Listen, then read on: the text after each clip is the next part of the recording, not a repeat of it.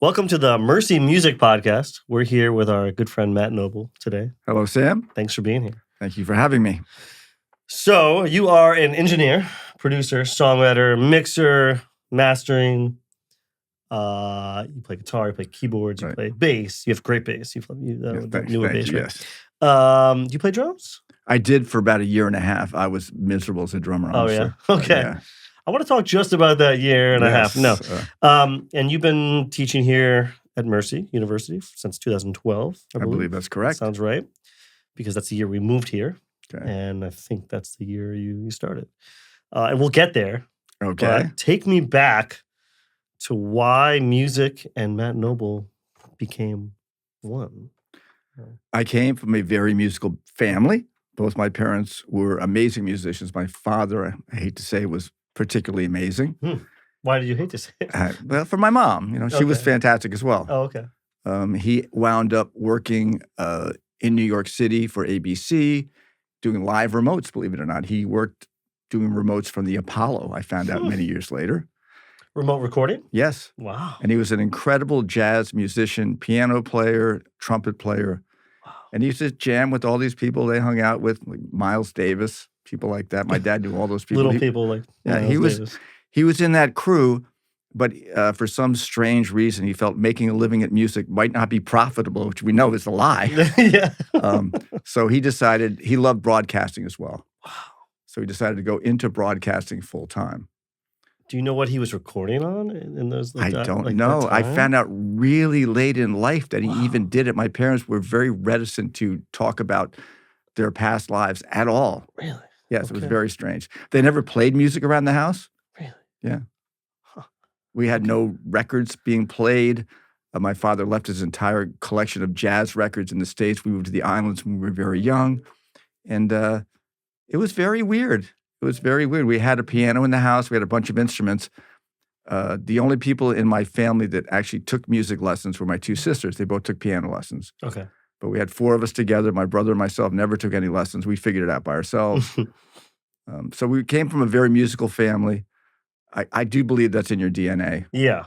I do believe that's genetics. And tell me about your mom's musical. She just loved music. She wound up taking piano lessons for like 13 years. She was quite accomplished as a piano player. She wound up actually becoming a music teacher when we moved down to the islands. And she had a singing group, an a cappella singing group. For years and years, they went out, and she was the musical director of that, as well as the music teacher at a local school. That's amazing. Yeah. See, I'm learning. I've known you how long, and I I'm know. learning all this stuff already. So That's yeah, incredible. they strongly discouraged us from a career in music. Really? Yes. Wow. My And father. yet you're here. They supported us, all of us, what we wanted to do, but my father wanted me to be realistic about it. Like Yeah. it's very, very tough. You're not going to make any money. People are sharks. Right Yeah. about all that. Yeah. Right. So like any other kid, I didn't listen to my parents. Yeah. So we had bands when we were kids. Okay. From the time I was 11, probably. And I grew up in the islands. There was no drinking age down there. So we were When you playing say bars. islands, tell us which islands. In St. Thomas, the U.S. Virgin Islands. Mhm. So why did you guys move there? We can cut this out if it's too No, that's personal. okay. My father was living in Greenwich, Connecticut. Okay. And we know Greenwich. It's a very wealthy town that maybe places a too large value on how much money you have. Absolutely. And it did not go well with my father. He thought it was very shallow, didn't like it. His father passed away, left him some cash, and he said, I'm getting out of here. And he was down in the Caribbean looking for a place. He wanted to get a radio station in Puerto Rico. Couldn't get a license. Took a trip to St. Thomas, liked that even more, could get a license there. So he took the money my grandfather had left him, which was not a whole lot of money, but it was enough. Things were cheap then. And he started up a radio station, a TV station first, rather, and then a radio station. He had a partner he did this with. That's amazing. Yeah. So moved the whole family down. With the whole family down. I asked my mother years later, after I had kids, I said, so you researched the whole thing, right? How are the schools? And she said, no. Of course not. We just moved and hoped for the best. Yeah. So it worked out fine. It was obviously an incredible place And how to grow long? up. And so you grew up there till age what? Pretty much out of high school. Wow.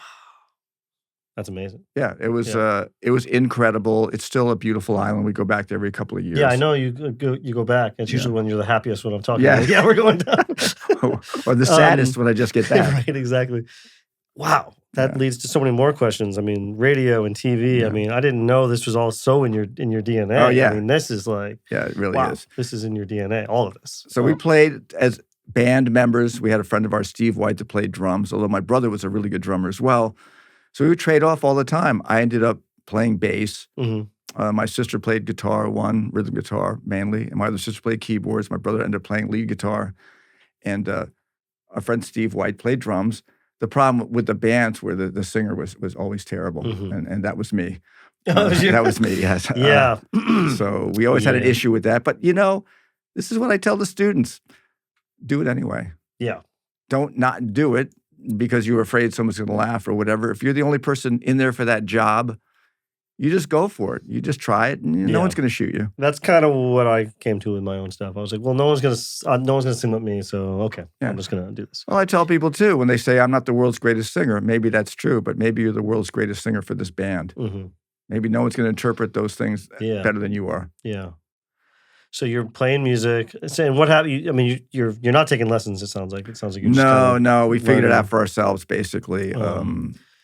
And was there one instrument that was like you were focused on, or it just seems like music was a focus? There was actually. I was Okay. focused on guitar, Okay. and I was pretty good on rhythm guitar, and I had a good ear for figuring out songs.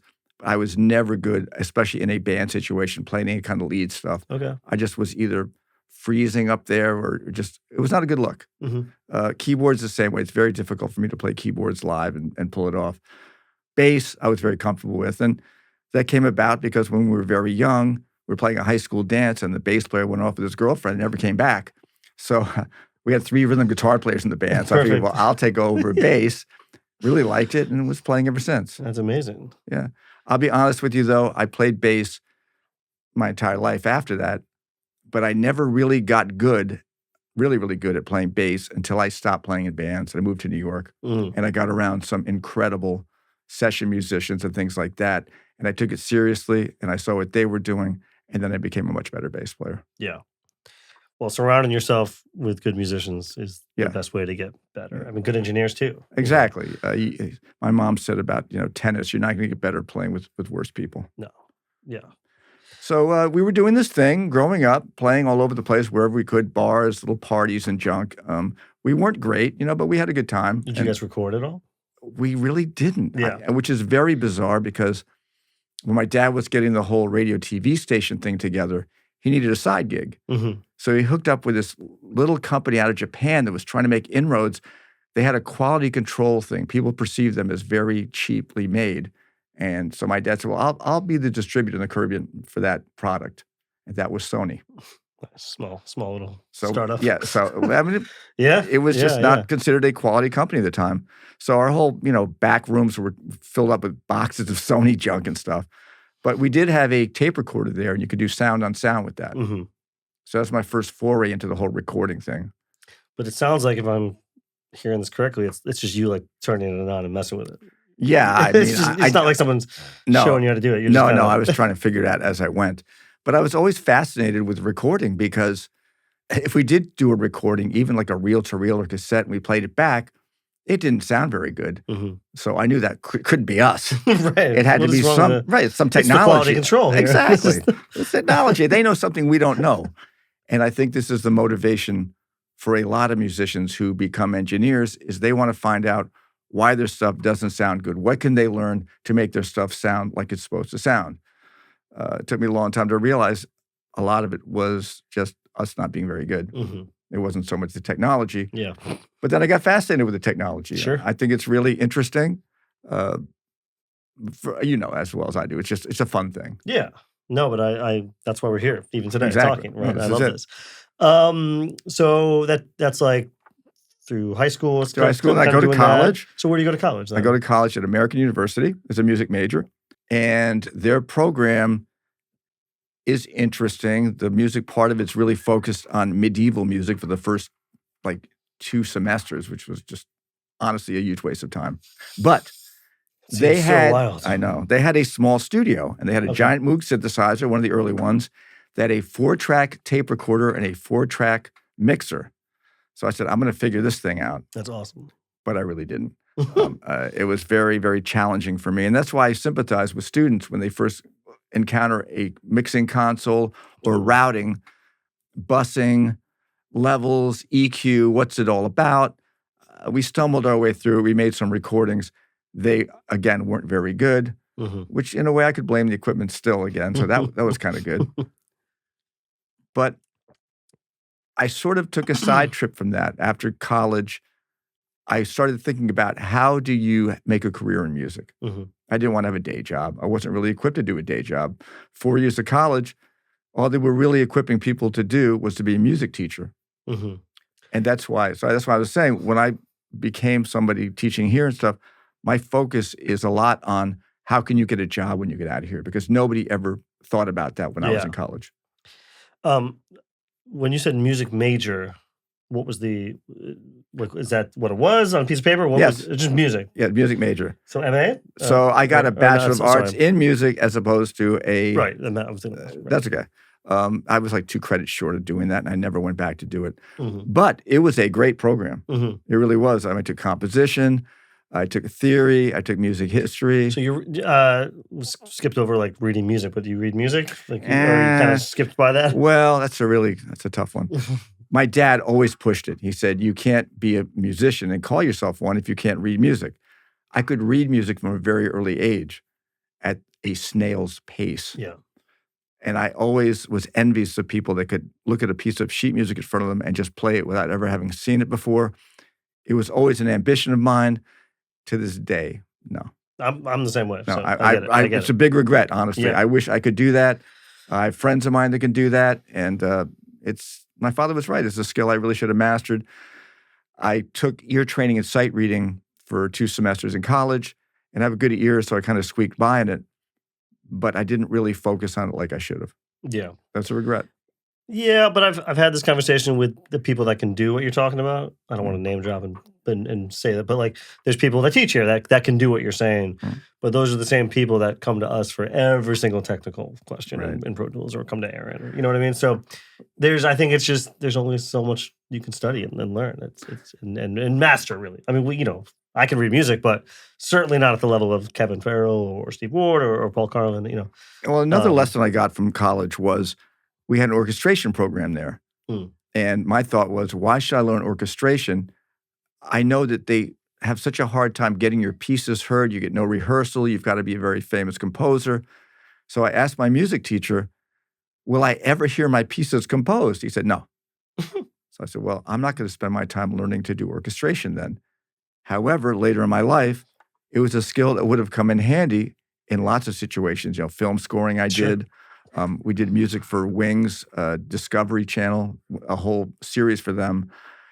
I could do the pieces on a computer with MIDI, with virtual instruments, but I had to hand it over to somebody to score that for me. I didn't know how to do that. So that was a regret. So I tell students all the time, you don't know what's in the future. You should learn this skill, because just because it's not viable now doesn't mean it's not going to be later. Yeah. Okay, so you graduate college. Yes, I graduated college with absolutely no life skills whatsoever to get a job. But I knew that I wanted to do this. And my thought was, well, the path is this. You get a band together with the songs that you write, you play out, you record those songs, you approach a record label, they sign you, you get famous and live happily ever after. We didn't have the internet back then, so I didn't really know how foolish this whole plan was. But it was a plan. Sure. It was a plan. So I tried to get bands together. It was very, very difficult. But we did. My brother and myself. My brother was my musical partner in the band for many, many years. He was a great guitar player and a great background singer as well. We needed to find a singer always, because I was stuck singing leads still then, a job I just hated. Listen, we were playing clubs. We were getting gigs. We were making a living. But I never felt comfortable with it. I couldn't go out there and say, I'm really good at this. And I just didn't like it. So along the way, we found some singers and stuff, and we were constantly going through members of the band. I had a drummer right out of college who was a student with me there, and he turned out to be very problematic. And I was talking to another guy on the circuit, and he said, "Why don't you fire him?" And this was a new concept for me. I said, "We're in a band. You don't fire people in a band." He goes, "You sure do. Yeah. It's not working. You fire that guy." Yeah. And that was a giant revelation for me. Listen, it's not an easy thing to do, No. but I realized that they're not moving forward with this particular person. Mm-hmm. So I have to move on. He's got to move on. It's just the way it goes. You have to look at life, a little harshly sometimes. This is your career. If it's not the career they want in the way that you want it, you got to find people who are that driven, that ambitious, and that into what you're doing. Yeah. I think that's especially good advice for our students to hear that are forming these bands. And it was a great life lesson for me, honestly. Yeah. So we were doing this, going in and out of the whole band thing. At one point, we were good enough that we were being offered, I think it was $250 a week, which was livable money back then, to sign a contract to be a top 40 band and play this whole circuit. And I told the band when we got offered that, I said, "This is a dead end. I quit. We're not doing this anymore." And I quit. I didn't really know what I was doing after that, actually. Yeah. But I said, I need to get in the recording studio. I need to record. Now, when I had first gotten out of college, I went to buy a stereo. I forget what I was getting, something not expensive. And I'm talking to the salesperson there. He says, "What are you doing out of college?" I said, I love recording. I felt I could really learn a lot. I'm going to get into recording. He goes, "Dad, no opportunities here from DC." He goes, "I'm a member of AES. I can't get a job. You can't get a job. Just give it up." So I did. I was really downhearted about that. I said, "I guess I can't get a job. I can't intern. I can't do anything. This guy's telling me I can't do it." Another lesson to students: don't listen to people when they tell you that stuff. Wow. So I let it go for like a year and a half. A year and a half later, I was talking to my brother. I said, "Look, we just need to get in the studio. We're kind of between the band thing right now." And I had a song or two I wanted to record. I'd always considered myself a songwriter. And yet, if I really looked at my output, it was really slim. Mm-hmm. So it's another lesson I tell students. If you think you're that, you have to do that. If you're a producer, you need to produce songs. Yeah. If you are writing songs, you need to be the songwriter. You can't tell people you're a songwriter and then say, "Well, I don't really have anything recorded or written or produced or even on paper. I just have ideas in my head." Yeah. You're not really a songwriter. I was talking to one of our students, and I asked them that. They want to be an artist. I said, "Great. Well, how many songs do you have out?" He's like, "Oh, none." I was like, "Well, let's start with one. Right, Let's start with one, and you move from there." So we went to the studio. Had you recorded some of your songs at this point? You had some? No, not since college. Not since my bad Okay. college experience. And those songs weren't very good either, aside from the recordings. So we go to the studio, and I just basically chose the studio closest to my house. I was living in Northern Virginia, and it was in this guy's house. I mean, it was such a stroke of luck. Out of all the places I could have chosen, I go to this guy's house there, and there's a person there who's recording there. He's kind of like a residential artist. He's the only guy in the DC area that has a record contract. Mm-hmm. So I meet him. That was fortuitous. I meet this guy. His name is Gilbert Julian, a freaking genius. And I don't use that word loosely. He really was. I walk down the stairs. They're getting drum sounds. I'm immediately impressed. A big speaker sound. I said, "That sounds amazing." And he goes, "That sounds like crap." And he was right. Yeah. I just didn't know it at the time. Right, I was so green. Right. We go in there. I always tell students, he had 5 Neumann U47 microphones set up there. And I asked him why he couldn't get some new, better microphones. That's how green I was there. Yeah. So anyway, we go to this place, and I'll try to make this short if I can. The whole idea of luck and opportunity and everything. My grandmother just died. Left my brother and myself each $1,000, right? The owner says to me at the end of the session, he said, "I'm looking for an investor. I need $2,000. I swear to God, you can't make this up." And he says, "And that investor, if you know anybody, at the end of 2 years will get their money back, and they would get all weekend free studio time for a year." I looked at my brother. I said, "We're doing this." You didn't tell him how much money you had on you. No. Okay. So the funny thing is, 3 months later, he just really hated engineering. Okay. He was not a particularly good engineer. A genius electronically, but not a great engineer. He had shown me the ropes on how to do it, but no manuals for any of the gear, no nothing. And he said, "Look, here are the keys. If you can figure this out, you can run this place." Wow. So that was it. There was no more weekends only. I was there all the time. Wow. The other thing he taught me, though, was being paid as an engineer? Yes, being paid, yeah. Okay. So really not so. I'm not gonna say I was clueless about what I was doing. mhm. I mean, I knew it sounded good, and that I guess counts for a lot. But technically speaking, they had some gear there. They had the what do you call it? They had the 1176. Couldn't figure that thing out. Yeah. I had no idea what it did. There was no manual for it. It was just sitting there. Never used it. But we made it work. But during the end of our first session, it was funny. He hit the talkback mic. I said, "Well, how was that take?" And he hit the talkback mic. He said, "Compared to what?" And I said, "Okay, I'm learning an important lesson on how to deal with artists. Like that's Mhm. not it. Right. You're the engineer. You're the producer. It's a lot psychology, and that's a good example of where the bad psychology comes in." Yeah. Again, I love this guy to death. He is incredible electronic engineer. He's invented many things. Mm. Anyway, so we did that for quite a while. We were doing that whole thing. My brother was working in a music store. Mhm. So he was getting the gear really cheap. Yeah. We were getting free studio time. And because of the free studio time, I could attract other musicians. That was a Sure. big draw there. Sure. And we got this drummer finally. It was very painstaking, but we got him finally. And we got another guy with us as well who was great. And the band was really shaping up. And then as great as that guy was, and he was, pretty much the guy that everybody wanted in the whole DC area called me and goes, "I want to be in your band." And that was it. I said, "Okay." Amazing. So he came, joined the band, and we played out for a year and a half, did a bunch of recordings, came to New York, had a good meeting with an A&R person there. He was very encouraging, send us your stuff and everything. Actually had a meeting, sat down, listened to our whole tape. We just walked through the door. It was Yeah. so weird. Yeah. But the band imploded at that point. It was just, I could see we weren't really getting a following as good as we were. Mhm. And we weren't really moving ahead the way I wanted to. Yeah. I said, there's something happening in DC where you don't really learn about the music business because anyone who gets signed out of here gets dropped immediately. Hmm. So I need to find out what's really happening.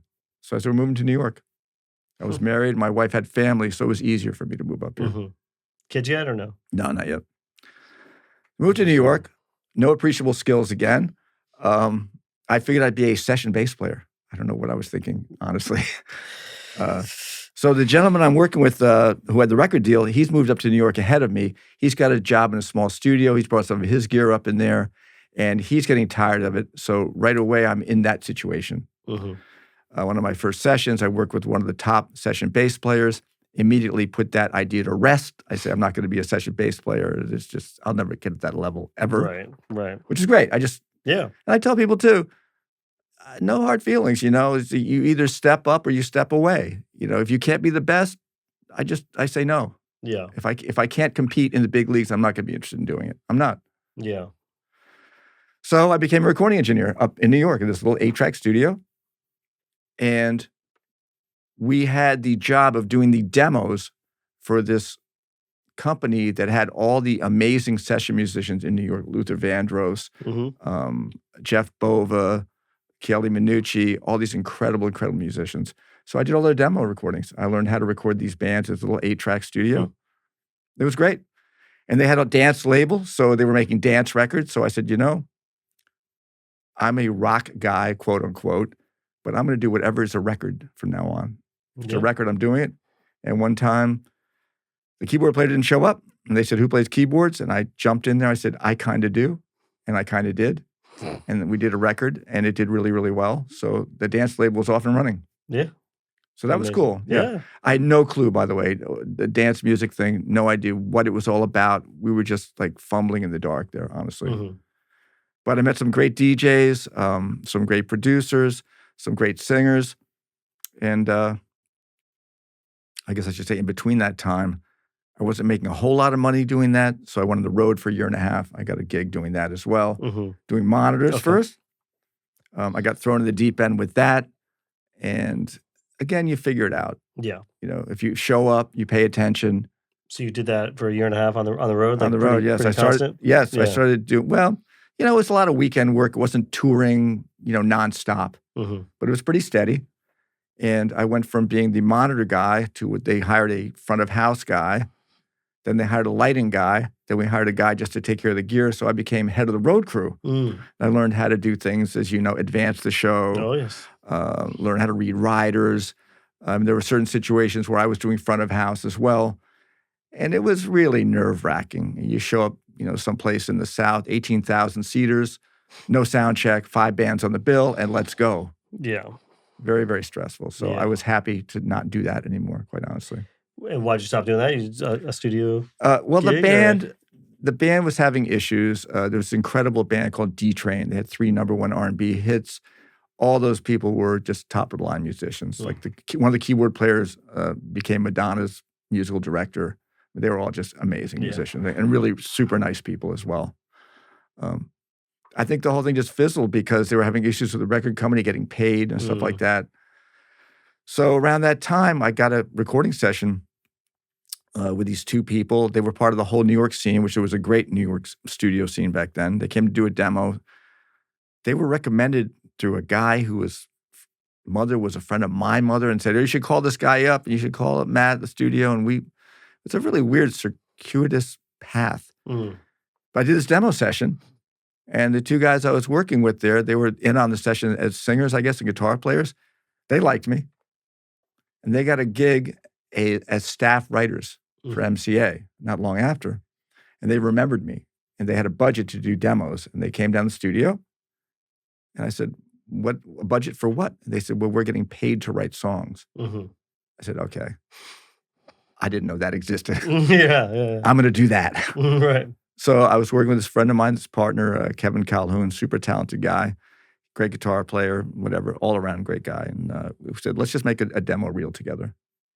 And some of our records started getting traction in different places, like in Europe. We got a call from, I think it was Chrysalis Europe, saying, "We want to license one of your songs and we want to sign your publishing up." And because of that, we got some traction with meetings with other people. And we made a deal. We finally ended up signing with Chrysalis, actually. And that became my entree into the songwriter for hire thing. So I did that for 9 years. 3 different companies. And the entire time I was also writing and producing for people, doing records. I got signed up with this incredible manager, David Sonnenberg, who at the time was probably the #1 manager in the world. And he was great for me, honestly. Really fantastic. Got me some great gigs. At the end of that run, I was so burnt out and so, I guess, frustrated with the whole songwriting process that I quit the music business. I said, I can't do this I didn't anymore. know that. Yeah. He said to me, he goes, "You want another publishing deal?" Because he could have gotten me one. I said, "No, I'm just totally done." Wow. And my friend wanted to do a voiceover studio in the city. He had a really nice studio set up in DC. And he said, "I can do an ISDN situation," which is basically like an internet thing, Yeah. You're here, I'm recording it somewhere else, so people don't have to travel. And we did that, built a studio, did that for about 5 years. Did music for television, music for commercial work. And then at the end of 5 years, I was really sick of that. And an internet company moved into our building. And they said, "We'd like to buy your studio and pay you a whole lot of money to become our director of audio." I said, "Yes." Yeah. And that was great. Did that for like 1.5 years, almost 2 years, I guess. And the internet bust happened. And that was basically all over. So as that was winding down, I reached out to my former guys I'd always worked with before. I should mention I was working in this great studio in Bronxville called The Loft. Al Hemberger has his place, and these 2 gentlemen were working there the whole time. I brought them there. They were looking for a home base. So I brought them there. I guess it was probably late 80s. They've been there ever since. Yeah. Making a bazillion hit records and stuff. And they needed somebody to help out, to do programming for the artists they were working with. They were overwhelmed. So I did that. I started working with them there. Sadly, 9/11 happened, and a lot of the bottom dropped out for that kind of work. They were still working the whole time, but it wasn't insanely crazy like it was up to that point. So I remained there doing freelance work and production work, songwriting, the whole 9. And at a certain point, I really wanted to take an off-ramp from that whole thing and just do like teaching. I'd always done mentoring for people. I'm always on the phone. I was on the phone today with my friend about a Pro Tools issue he was having. You're that guy. Yeah. I'm yeah, that guy. Yeah.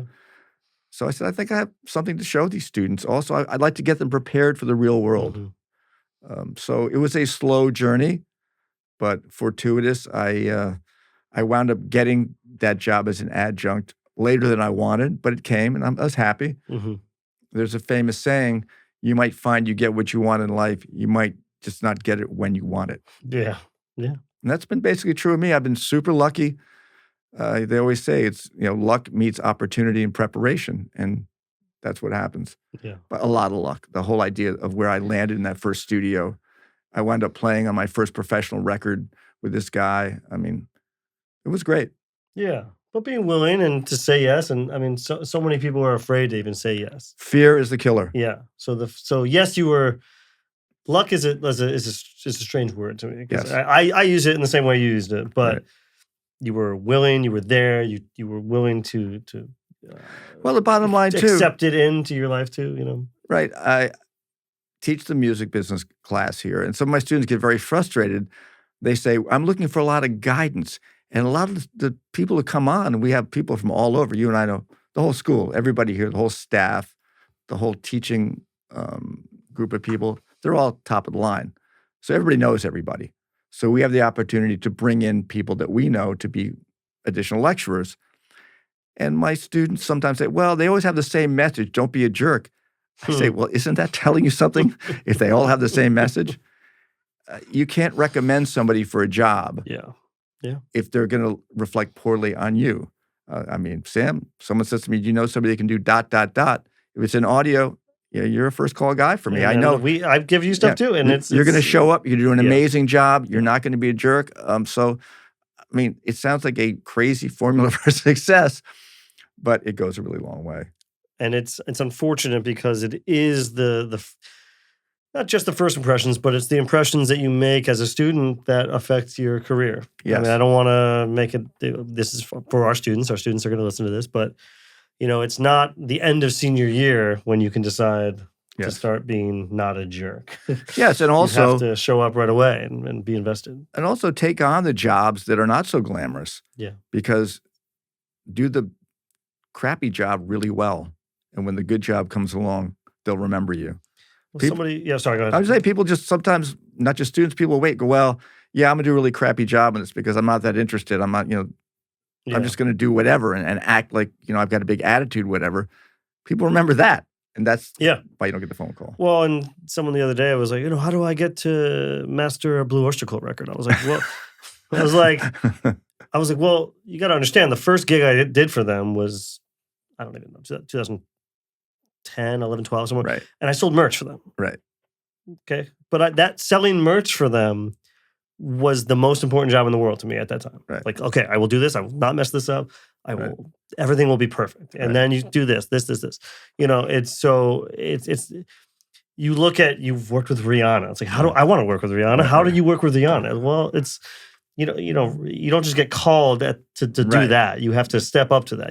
How many sessions did you do before you did Exactly. the Rihanna session? It's Thousands? Right, it's a Hundreds of thousands? Right, it's a level of trust that people have in you that when you show up, A, you're going to show up, Yeah. and B, you're not going to say something stupid. Mhm. You're gonna be invisible because that actually is your job, really. Mm.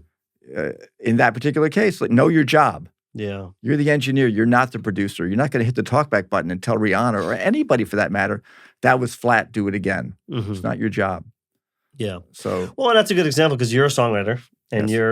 you're a lot of different things. I'm all these things too, but when Rihanna's in there, that's not the time for you to say, "Hey, let's look at my song now." It's like, yes, no, it's like and how to read a room and know when it's appropriate to bring up these things. yes, I mean, I have a lot of people that I work with as an engineer. I'll know them for years, and they'll go, "Wait, you have a band?" I'm like, it's like. I'm like, why didn't you ever show it to me? I was like, this is about you. If you're hiring me, this is your music, right? Exactly. I mean, especially if it's like totally outside the wheelhouse of what we're doing. Like, why would I Right. Why would you exactly. care about my weird indie rock when we're doing a jazz record? Like it's like we can, if it comes up naturally, great. But Right. I'm sure Rihanna would love your songs, but it's like It's not it's not the time and place for that. Exactly. Right? That's so true of everything in that regard. In the studio environment, especially, is knowing what to do. Yeah. Be invisible. I mean, we do all these peak events, right? We do, and so artists come in quickly, and they're here very fast and gone just as quick. And I'm not calling out any specific students, but sometimes there'll be students that are trying to use that occasion to get their songs heard by somebody famous, and it's like, well, this is if it comes up naturally, maybe there's a way to have that conversation, but generally, well, it's a bad look reflecting upon you as well, because they're going to say, why did Sam have this person along? This person doesn't really know the ropes. They should be having these people. So that person doesn't get called back again, usually, which is sad in a way, but they have to know. It's tough. But then you hear stories of like the really bold person that like, yep, I gave my CD to so-and-so and it worked. It does work if you, as you said it so succinctly, you've got to read the room. Yeah. You have to know when that time is, when you can actually do that. Yeah. It's all about that. That's amazing. And so, but this, because you didn't mention them by name, I don't know if you want to, we can decide. But the writers you were talking about, it's okay. It's Carl Sturck and Evan Rogers, right? SRP. But are those the ones we were referencing in the beginning? Yes. Yeah. So they were in the city first. You're saying they were in the city, yes. And then they moved up or they needed a home base. Yes, we were working at the studio in Manhattan doing demo stuff. So I was working with them in the late 80s, this little 8-track, really nothing studio, by the way. They were working with me because after our first situation, I'm really fast. And when they showed up in the studio, they had a budget, I think it was for 2 hours maybe, or 2 hours or 4 hours. They cut 2 songs, top to bottom, done, in and out. They were mixed. They were ready to go. And they're very fast too, which was great. Yeah.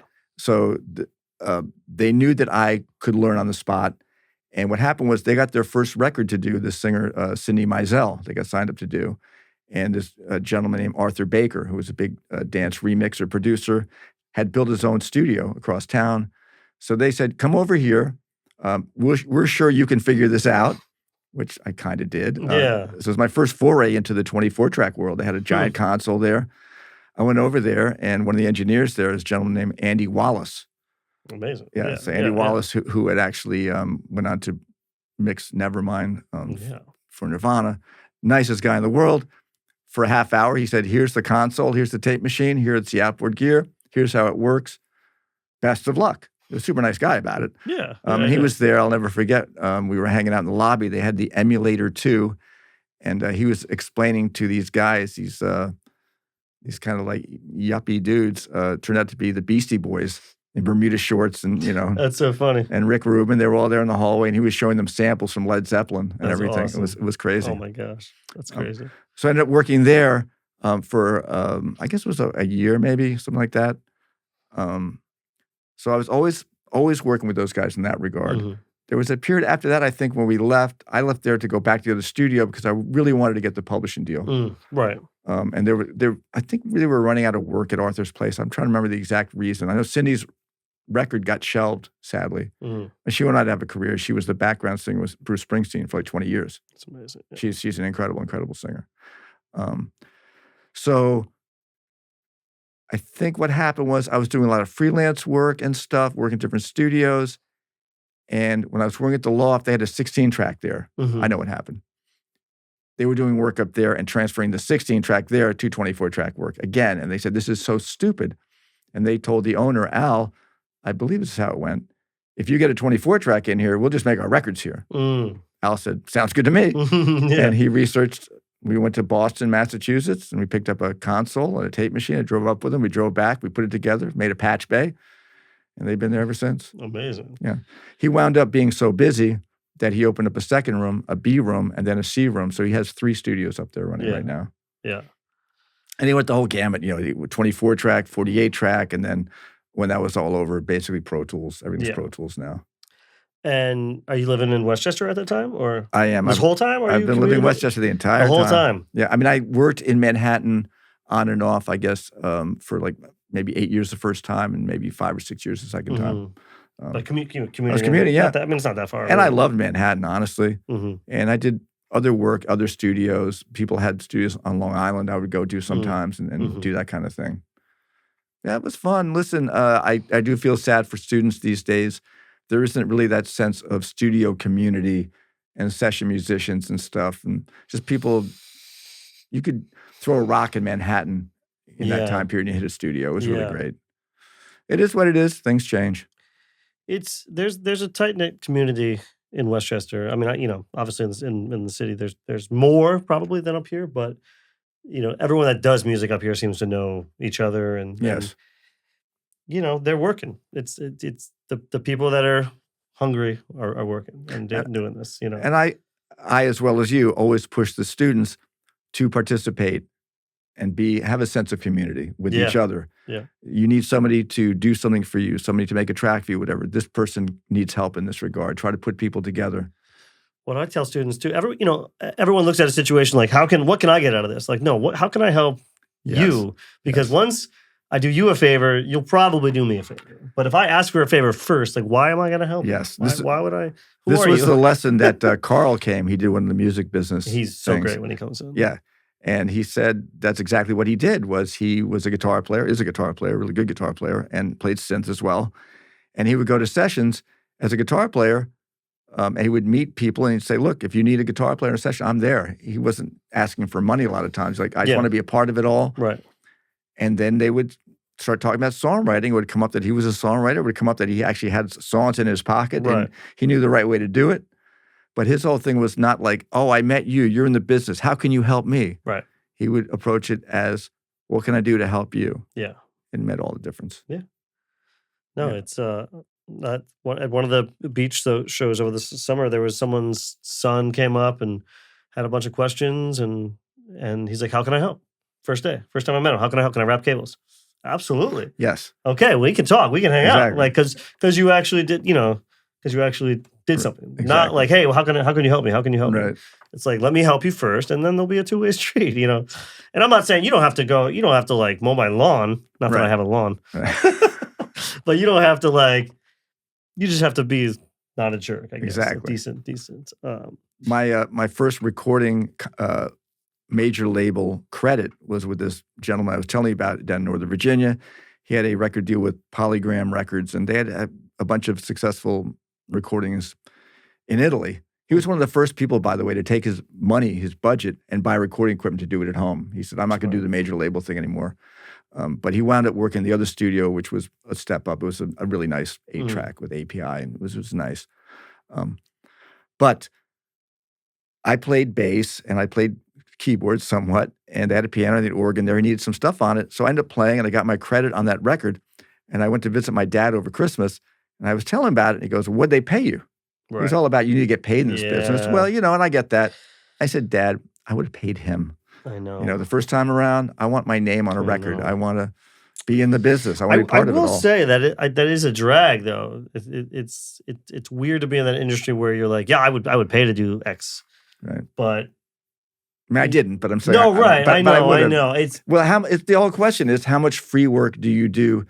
At what level do you say to people, I need to get paid for this all the time? Yeah. And listen, I think there's always a place to look at an opportunity and say, I'm looking at the big picture here. This is a giant thing that could happen for me.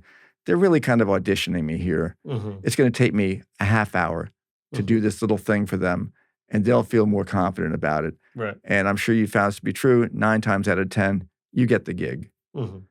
Someone asks you to do something that's going to take you 10 hours. No, I'm not doing that. And, No, it's tough. I don't know, I've been fortunate to mostly work in music. But it feels like if you're like, I don't know how banking works. I don't know. If you're like whatever, if you're a different type of person, it's like a different industry, let's say, where it's like, no, you get paid for IT or you get paid for especially something. Since a lot of work we do, we're freelance, mm-hmm. so we are chasing down the money, as it were. Mm-hmm. Students, I try to tell them, you have to learn how to ask for money. Yeah. It's the last thing on earth you want to do, but you need to start learning how to do it. There's a way to do it. You can't just not talk about It's money. it's really hard, and I feel like I'm just getting okay with it Yeah. after almost 20 years Yeah, of no, doing this. It's like, it's a big deal. We're all in a way artists, and we feel in some ways we're insulting the person we're working with by saying this is all about money. I just want my money. It's not that. I just want to be paid for my time, right. like you would pay anybody. Well, but it's just like anybody. We all have bills and things Exactly. we want to eat. Maybe, Right. And I hate to say it though, but like some clients that want to get your attention more, like they will just be like, yeah, here's how I get your attention more. Right, exactly. It's not rocket science. But I'll still I do trades, I do favors all the time. Yeah. It's like, The one thing I tell students too is be very wary of things like package deals. Say someone says to you, I want you to do my song for X amount of money. There's no time limit on that. mhm, If you do a time limit, you say, I work on the hourly, they're much more inclined to work faster. mhm. And it has an end point to it. Yeah, There are different sides of the story. I understand that. But I Yeah. try to stress to them, if it's not going to be an hourly thing, if it's a package deal, make sure it's a package deal that has an ending on it. mhm. Yeah. Yeah, I think we've all been there with the record that takes 2 years. And, Yes. I don't know. I go back and forth. I mean, this is an audio podcast.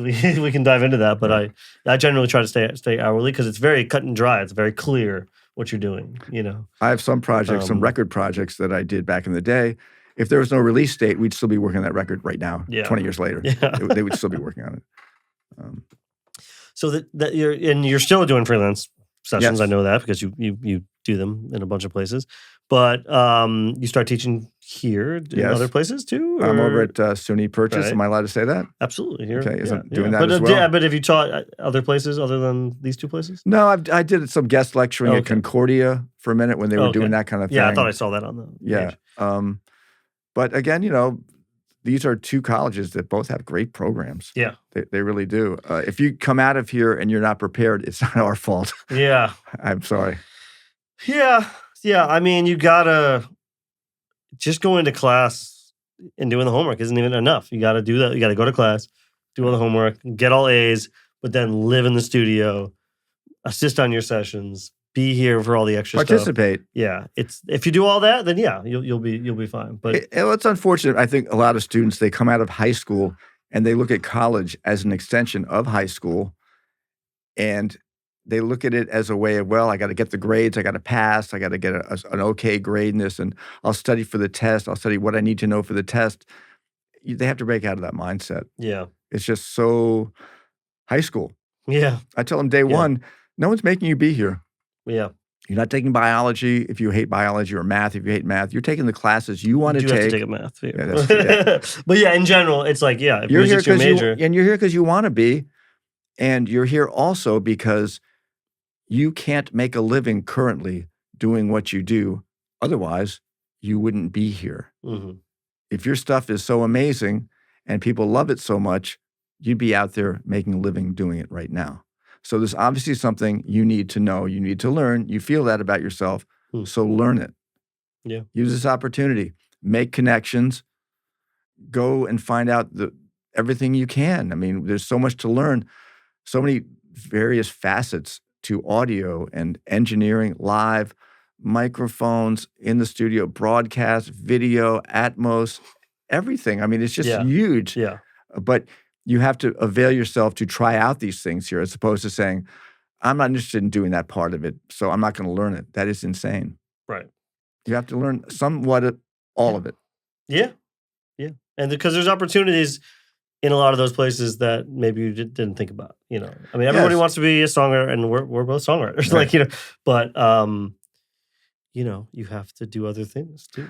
And also, speaking for myself, I never would have met the people that took me on the path to songwriting if I hadn't been engineering. Mm, And I wouldn't have been an engineer if I hadn't been in the bands.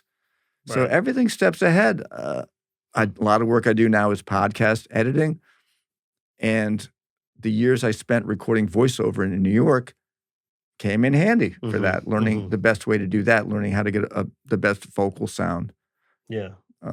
Because, that's a skill as well. You really have nowhere to hide when you're recording a vocal. Yeah. It's not some screaming person in a rock song where if it's all distorted, nobody really cares, or maybe they want that, but Right. there's nowhere to hide. Yeah. So, and so you've been teaching, and does that lead us to today, to the very present? Today, just doing the same thing, always doing different stuff. Listen, I find myself doing more and more live recording than I did. It's coming back to that. Yeah, I did the string quartet thing not too long ago. Mm-hmm. I record big bands sometimes. I've done Broadway things where 25 singers are in the room and I'm recording that.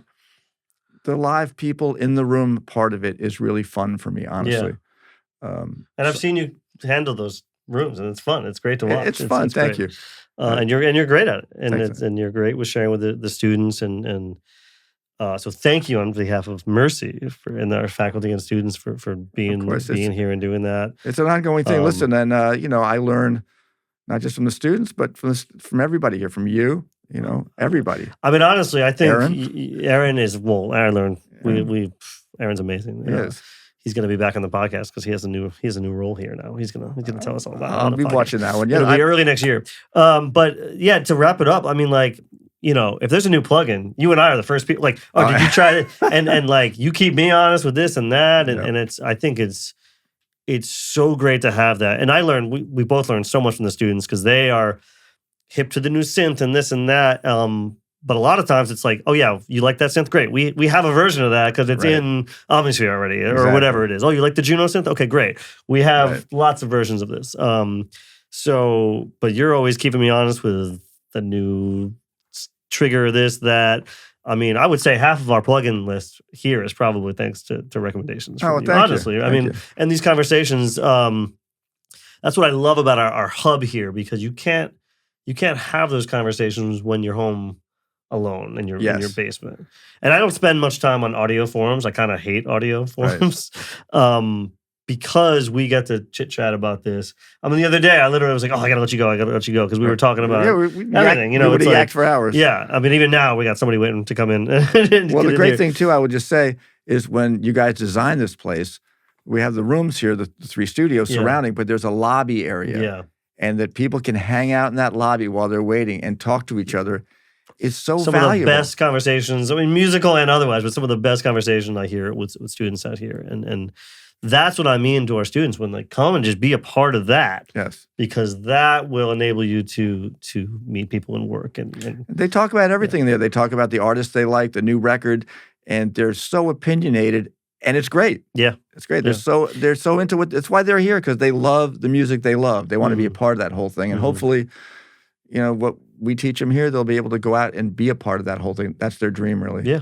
And they will. Our students, I mean, we've been doing this now almost 30 years, and our students are, some of them are award-winning and doing really great things and touring and making a living. We have enough students out there doing it from here that we have a very, but all those students, if you look at the track list, it's like, or the, whatever you want to call it, the list of these students are the ones that were hungry from day one and really interested. So you can do it. The students can do it. Yeah. Like, if I can do this, well, it can be done. Yeah, I mean, I think a big part of our whole thing is not just to teach them, but to mentor and motivate students as best we can. Yeah. And keep them, like you said, keep them honest. Like, where are you at in your career? Where are you at in your learning? What are your holes? What do you need to be doing?